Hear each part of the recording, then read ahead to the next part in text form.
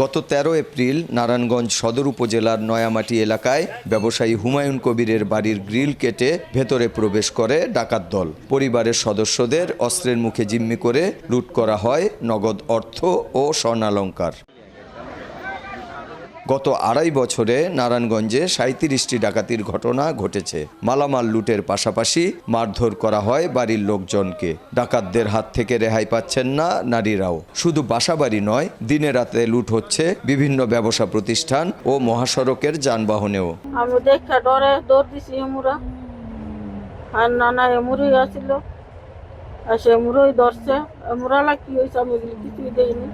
অস্ত্র শস্ত্র সহ ৫-৬ জন মতো একটা ডাকাত দল ঢুকে আমার দোতলা কিচেন রুমে গ্রিল ভেঙে ঢুকে অস্ত্র শস্ত্র নিয়ে আইসা আমার এখানে হামলা চালাইছে। পিস্তল ঠেকাইয়া আমাদেরকে হ্যান্ডকাপ পরে গাড়িতে উঠাইছে, উঠাই আমাদের চোখ বাঁধছে, হাত বাঁধছে, আমাদেরকে অনেক মারধর করছে। প্রতিটি উপজেলাতেই ডাকাত চক্রের শক্তিশালী সিন্ডিকেট গড়ে উঠেছে। এমন ঘটনায় জনমনে আতঙ্ক বিরাজ করছে। অপরাধ দমনে প্রশাসনকে আরও কঠোর হওয়ার দাবি এলাকাবাসীর। একটা বাসায় আসলে ডাকাতি করে, সেটা তো যেমন তেমন একটা মানুষের যান পর্যন্ত তারা নিয়ে নেয়। মহামারীর রূপ ধারণ করছে ডাকাত আর চুরি ডাকাতির যন্ত্রণায়।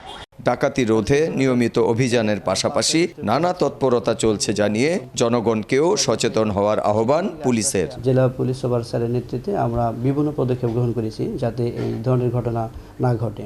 পুলিশের তথ্য মতে ২০২৪ সালের জানুয়ারি থেকে চলতি বছরের মে মাস পর্যন্ত জেলায় ডাকাতির ঘটনায় ৩৭টি মামলা হয়েছে। গ্রেফতার করা হয়েছে ডাকাত দলের ১৬৮ সদস্যকে। শওকত আলী সৈকত, সময় সংবাদ, নারায়ণগঞ্জ।